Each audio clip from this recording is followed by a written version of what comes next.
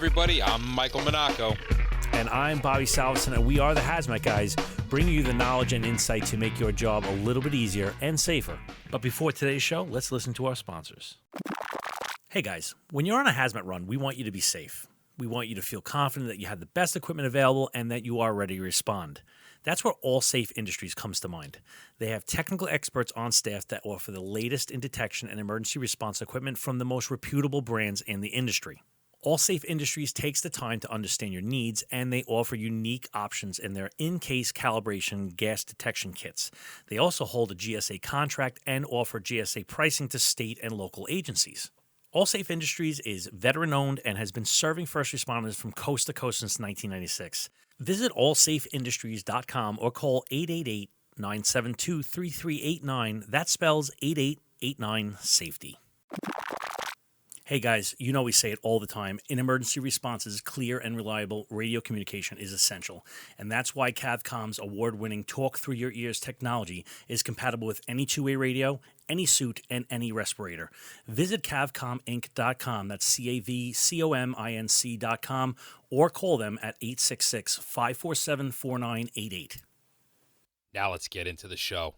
Hello, everybody, and welcome back to another episode of the Hazmat Guys. Good day, sir. Good day. How are you? I'm good. Back from Excellent. California, hanging out with my good pal Todd. I love Todd. I haven't gotten to see Todd in a year since I was there. He's Yeah, a good Todd. dude. I just saw that Todd and Christina are hanging out, and that is like no good. No, no bueno. That is not good. Those two make a scary dinner companions. So let me just, we're going to be next three shows, is going to be April 12th. That's the New York State Hazmat Conference. Yes. Where We'll both be there. Yeah, we'll both be on that one. Very excited to jump back into the game. Yeah, and then we're going to split up a little bit. I'm going to the Midwest Hazmat Conference with my good friend, Rick Emery up in, the Chicago area. And that's, May 2nd. Yep. And I will be in Cold Zone. Yep, May 8th. The week after, yep. Yeah, the exact week after. So hanging out with Chuck Fleury and all the lads. I'm sorry I can't make it up there this year, but it's just getting too tight with all these shows, and we had to kind of alternate a little bit. It's getting crazy. Yeah, it's good. It's good crazy. It's good. I think, we just got an email the other day for something way, way, way far out west and way, way up north. Yeah. Yeah. Montana or something like that. Something. I think it was Seattle. It might have been. It might have been Seattle. So, hey, listen, if anyone in Hawaii is doing a conference anytime soon, we're available. We're available. Especially if it's around Christmas vacation.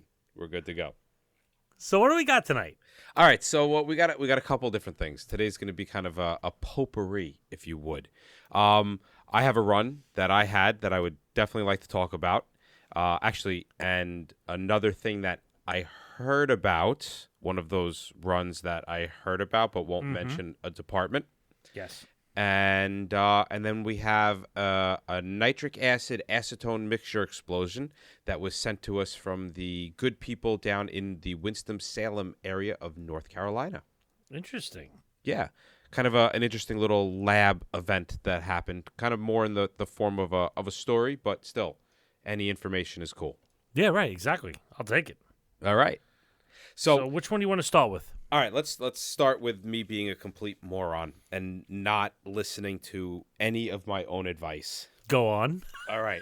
All right, so here's I did this in a video form as well, hot wash from the car. We're going to be posting it on YouTube, so if you want to watch the video that I made of this instead of whatever you want to do. So this is, we get a run. It is about 8 o'clock at night. We just released a couple weeks ago our CO2 run, so it's kind of an interesting sequence to that.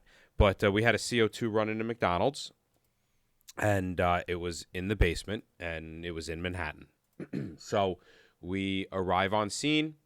And there's another tech unit there. They had just gotten there. Nobody had done any kind of real readings. And I'm on the entry team, so I'm going in to actually search and find out what's going on. I have 14 years in hazmat, and the gentleman that was with me has maybe 2. Okay. And if he's listening and he goes, I have more than 2, I'm sorry. Everybody kind of has the same amount of time. It all gets mushed in my head. So he's good, but not super experienced. So and that plays an important role in all of this, which is something that me and Bob talk about all the time. So we go down into the basement, and we're searching for the CO2 leak. We have our CO2 meters, which we have specifically for these kind of carbon dioxide runs. Okay. We're going around, and basements in Manhattan in big buildings are relatively complicated. Lots of passageways, lots of doors, lots of rooms. So we're trying to find the beverage room because it's always kind of in a room. So we're going around, and we finally find it. I open the door. I see the tanks. I see the syrup.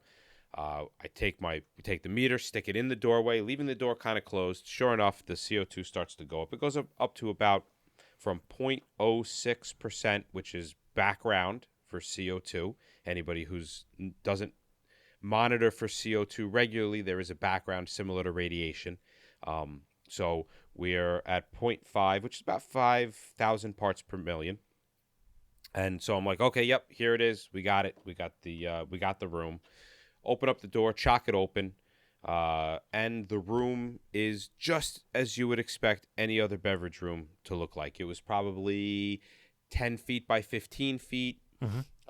In the back of the room is this giant rack. Now, we're talking about a McDonald's in Manhattan. They go through a lot of product. Right. So there is just this giant rack of boxes of syrups, and there's tubes coming out from everywhere. There literally had to be 40 boxes and 40 tubes coming out. Off to the side is a cylinder, a regular pressurized CO2 cylinder. It's kind of their backup in case something goes wrong. And then as you walk in are 2 giant cryogenic tank-looking things. Yeah, okay. You know, it's the beverage center, so it's typical of what you would expect a beverage center to be. So we walk in and we're kind of looking around, and some of the stuff just kind of isn't exactly making sense, but we're going with it, and we're going over by the tanks, and sure enough, the CO2 levels are rising, and we're like, okay, well, this is it. Let's shut down the valves, and we'll keep on going.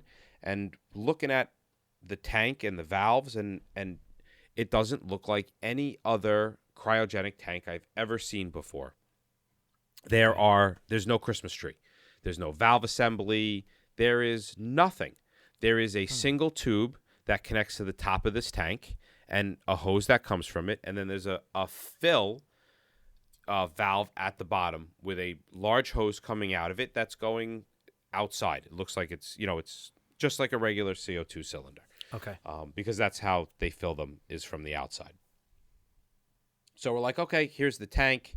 And we start kind of questioning the whole valve thing. And the answer that the boss and I came up with, well, it was actually my answer, was, hey, I bet you this is some new type of tank. This is a McDonald's. The people who are using it probably aren't the best trained at handling these kind of cylinders. So maybe they just developed a cylinder that they make it really easy. Take a tube, right? All you do, take a tube, and you just kind of half click it in, and boom, you're good to go. It sounds convincing. Very convincing. Very, very convincing. I've got myself convinced that this has to be it, because why? What else would it be? So the boss is like, okay, now an experienced boss, more time in hazmat than I do, and are not as experienced entry guy. And he's like, okay, all right. And the boss is like, yeah, that works for me. Let's do it. I said, okay, well, if we unclick the lines, let's see what happens. Unclick the line, valve shuts, and we're like, well, that's it. We just isolated the leak from the tank. Perfect. So we give it like 5-10 minutes, and sure enough, as to be expected, the CO2 levels in the room start to drop. Okay. Perfect. We did it. Yay. Pat ourselves on the back. Aren't we the best? Yes, yes, yes. Hoorah, hoorah, hoorah. We call for a soapy water. Soapy water comes. We spray the tanks down. No bubbles. Yes, that's a double confirmation that the tank is off and we are good to go. So the boss goes upstairs to brief the chief, and we're standing in the room waiting for the levels to continue to go down. And the entry guy that I was with turns after about 5 minutes. Now, it took him 5 minutes not to figure out what he figured out. It took him 5 minutes to actually get to the point that he was questioning my unquestionable conclusion that these were some newfangled CO2 tanks. Oh, the audacity of this guy. The audacity. How could... I mean, listen, I'm pretty easygoing, right? But, you know, as a new guy, a relatively new guy, a junior guy, maybe I'll call him a junior guy, I think he just needed to, like, really confirm what he was doing. So he's like, Mike, I don't think these are CO2 tanks. I'm like, all right, why? Like, what are you thinking? I'm like, I don't see any other tanks around. These look good to me. The values are dropping. He goes, come over here. So I walk over. He goes, it says Coca-Cola syrup on the tank. That could be in the cop business, I think they call that a clue. I was like, and I read it, and sure enough, it's got the Coca-Cola symbol. It says freaking syrup right across the side of both of these tanks. Both of these tanks say Coca-Cola syrup on it. And I'm like, holy shit, I just disconnected the Coke. All I did was disconnect the syrup from the system. I never actually came close to touching the CO2. Problem solved. So I sit there and I go, well, wait a second. Why are the levels dropping? Okay. And he goes, well, we opened the door. We weren't getting any readings in any other part of the basement, so it's venting out quicker than whatever's leaking can replace it. And I go, holy crap, you are like, it was like that light bulb click moment. Yeah. Click, click, click, and boom. So now I'm like, shit. That means my boss is upstairs giving a report that's incorrect because we don't have the tank isolated. So now it's like, all right, let's go find this tank. Let's shut it down because I'm not telling my boss what's going on until I know that this system is shut down and is no longer leaking. So ended up that's what we were doing. We found the cryogenic cylinder upstairs, totally different floor. We shut down all the valving. Pressures dropped. It was safe. I then called my boss, told him what was going on, and we went from there. But I tell this story because we constantly talk about thinking like a child and what is the phrase that I'm looking for? Confirmation bias. Yes. Right? Yes. And here is a perfect example of confirmation bias and how it is so important to, one, if you're a junior guy and you see something wrong, to say something because people are wrong. And two, if you have to creatively come up with a reason why something is happening, you're probably wrong. Right. It's what do they call it? Occam's razor. The simpler the explanation, the more probable it is. Right. I think it's Occam razor. I can't remember what the hell it was. Yeah. It's usually the most simple answer is the right answer. Is the right answer. That's true. It's almost like that's a rule in biology too. Generally, is like if you have a bunch of different things, and physics as well, if you have a bunch of different reasons for something, whatever takes the least amount of energy, the least entropy is probably the right answer. So that's interesting. Yeah. So the signs that I dismissed, Wow. Syrup in the lines. I dismissed that as, something must have happened and the system backed up. Oh. In the lines going to the tank must have backed up. I totally didn't even bother to read the label on the cylinder. There was a a sanitation system connected to the tubing, which should have indicated to me that there was some kind of sugar or nutrients going through the line, not CO2, because in general, nothing breeds in a CO2 environment. So there was no reason to clean a carbon dioxide line. Right. Right. So there was syrup on the ground under the tank that I saw and didn't even have a reason for. I didn't even ask what it was. So there are 4 things right there that I just outright dismissed. Not even talking about the freaking Coca-Cola sticker on the tank. Did you commit to it early and then dismiss the things later? Because that's really like what I said I did on that run, how many episodes ago, where I committed to something and then I dismissed everything that was contradicting it because I was already not. I don't want to say I was pot committed, but I was. You came to your conclusion. Yeah, and it's even though all these things are saying like this syrup in the lines. Nope. No. Oh, it must have backed up. Must have backed up. It must have backed up. It's like and it's not even. You've done it, I've done it. It's not even an ego thing like I have to be right. You've come to your conclusion and you're justifying your conclusion not in like a I have to be right sort of way, but in a hey, this doesn't make any sense. How can I make it make sense for the conclusion that I've drawn? Right. That's interesting. And you know what? It happens to a good amount of people that do this, and I don't know. I think it's a scary point for a lot of people saying, "Well, what if I do that and I'm wrong? What if it doesn't work out the way it happened with Mike or Bobby or whatever it might be?" Yeah, it's a possibility. I mean, it's a possibility it's gonna happen again tomorrow to Mike. That's it. There's another bias. I think it's called a gambler's bias, where if I flip a coin and it comes up 4 times in a row heads, and I ask you, I say, well, what do you think? Oh, it's got to be tails because it's come up 4 times heads. Then it's 50-50 every single time, no matter what. There is no bias there. None whatsoever. Right? So, listen, we've made mistakes, and we're kind of showing everybody the chinks in the armor, if you would, that nobody's infallible. I mean, everybody. This is a judgmental, cognitive issue. Yes, he was having a cognitive issue there where he committed. And guys, I can't say it strongly enough. I mean, even these other 2 runs that we're going to discuss, they all involved some type of cognitive dissonance.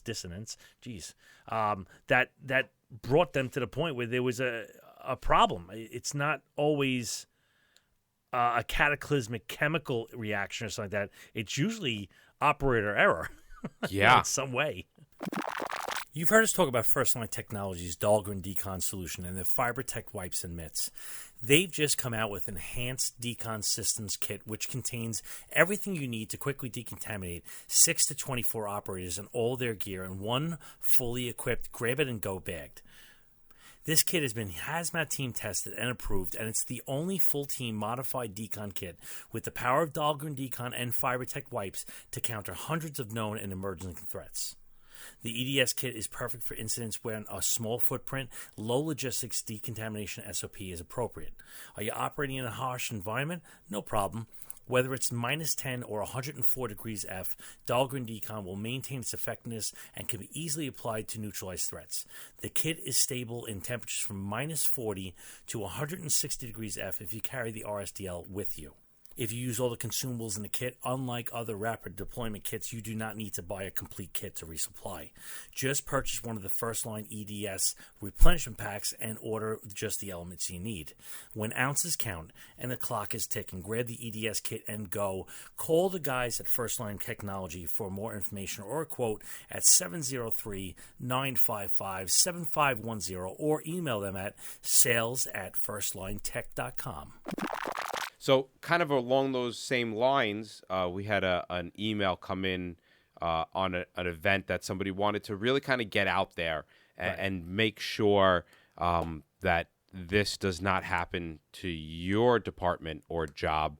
I'm not going to give the name. I'm not going to give the people, but there was a run in which a garbage man was splashed with some unknown substance. Mm-hmm. And when they were on their way, there were reports from first due units that there was a victim. He was burnt. He was naked. He was in pain, and whatever was on the pavement was reacting with the pavement. So they had something. EMS gets on scene, and the EMTs or paramedics, I'm not sure which one they were, wanted to do an emergency decon, and the incident commander told them no. Okay. And they decon on the patient or on the patient. Emergency decon on the patient, yes. And his reason was that there was no way to catch the runoff. That they had to wait for a decon to be set up, and they were waiting for that decon to come in. And so when the hazmat unit got there, the patient was sitting in the garbage truck, totally naked, with second and third degree burns on his junk. Wow. Yeah. And so the techs get on scene, and they go right to the incident commander, and they go, "We need to get this guy cleaned up." And he goes, "We're waiting for decon stuff." And he goes, "Absolutely 100% not. We're cleaning this guy off right in the street, right here, right now. Life and health and safety always come first." Yeah. And then they took that guy without even waiting for a yes or a no, and they got an engine, and they started washing him down in the street, totally naked for 10 minutes. I can't imagine, knowing where this place is, that water must have been mighty cold. But emergency decon, if you find out that there is a patient and you're the hazmat unit, reach out to that incident commander and make sure that patient has been properly decontaminated. Do not wait until you get on scene. That was the purpose of the email. You know, there's two and again, I say this over and over. I hate armchair quarterbacking incidents and everything, but there's two things that are kind of striking me on this one. First off, is that I think there's and we have a presentation that we do on the circuit out in whatever the country where we're speaking, and it's called "Do Not Pass Go, Do Not Collect $200." That's the name of the show, and it's about case studies that myself and Mike pulled out where chief officers were either criminally, civilly sued for money, or jailed. And every single time we present this presentation, the chiefs all give they give me the air brakes, right? Right? They give me that. And what's so funny? What's so funny? Oh, my department will back me up, and that's when I have a hearty laugh, because if you listen, and I don't want to get too much on the shtick on this thing, but in EMS, everything is done within protocol. Everything is done according to Department of Health, whatever it might be, and fire is not. Fire has almost nothing. Doesn't say how you're going to break a window or why you're going to break a window. It is very loosey-goosey. Then when you come to hazmat, we're not only regulated, we have laws. And there is a ton of regulations. And the problem that we see a lot, it might resonate with you and your department or whatever it might be, is that we have fire chiefs, police chiefs, that will take a hazmat incident and try to apply fire tactics to it. They will take a square peg and repeatedly bang it into a round hole because this is what I'm comfortable with. And yet, listen, again, I wasn't there, but that is, I'm going to say, egregiously wrong. This and all the technicians and operations guys that are listening to this, you very well know that time plus dose equals effect. Yeah. So if I have whatever it is on me for longer, my effect is magnified greatly. So I believe it was close to 20 minutes before he was deconned. From the time it got splashed, about 20 minutes. Right. So the only thing, all right. So in his case, let's take that time and dose equals effect thing, and let's just tease this out a wee bit. So he was exposed to X. Right. Oh, it ended up being 31% muriatic acid. That is some strong stuff. Wow. That is. That would do the damage. Second and third degree burns on his junk. Strong acid, likes to dissociate. It is very powerful punch-out, knockout tools in its cache. Wow. But while I say this, is that he was exposed to X, quantity of X. There was no controlling it. There was no minimizing it. And with the officer in charge not allowing it to be washed off, the quantity stayed as X for the duration of Y. Right? Right. And so the effect was set. The only thing we as technicians, as operations guys can do is change the duration Y to reduce the effect. Or, you know what? I'm even saying that wrong. Change the duration of Y, therefore reducing the dose of X, which will magnify your effect, your reduction in effect. That's why it's so important to get it off early. Yeah. And now, like Mike is saying, environment is the third part. It's life, property, environment. That's the third one. So I interviewed this guy pretty extensively after getting the email. He said that the EMS, some of the EMS workers were hazmat trained in his department, and they pH'd the areas around the wound, the skin, and they were still coming up with a 4 on the pH after a 10-minute wash out in the street. Wow. Well, you know what? And I will say this. You were saying something about how cold the water is. And I'd like if somebody can prove me wrong on this. I'm going to go out on a limb and say nationally, I'm going to say the water out of mostly every hydrant is about the same. 55 degrees, right? About 55 degrees Fahrenheit. So, yeah. And that's because it comes from underground, and underground is generally the same. So either I pick it up in Florida or I pick it up in Montana. Generally, it's 55 degrees, and this comes back around. I'm just kind of jutting out to the left. We just had a discussion about this at the firehouse the other day, is that if, like with propane emergencies, we're always taught, put water on the tank, disperse the vapors and everything like that. Well, as you know, the propane gets real cold, goes to minus 44, and it punches itself drunk. It goes quiet, right? So we think we're throwing water on this thing, keep the vapors going.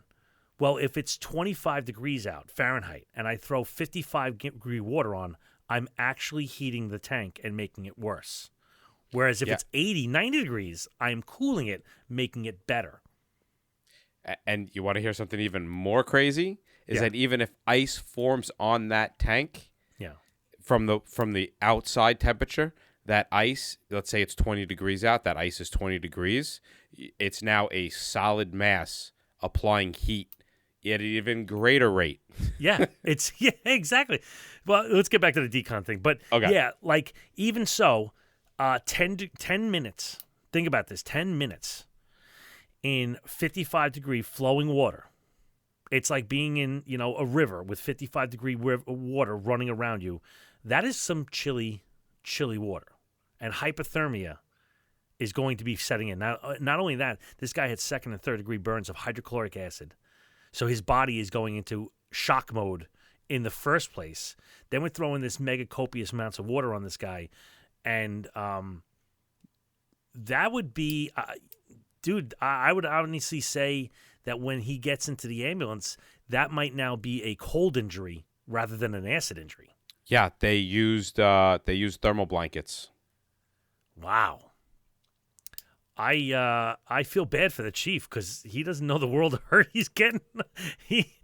Wow. Yeah, and I don't think anything will. It was. I believe it was mentioned to him but I don't think, there's no, Wow. Yeah, that's interesting.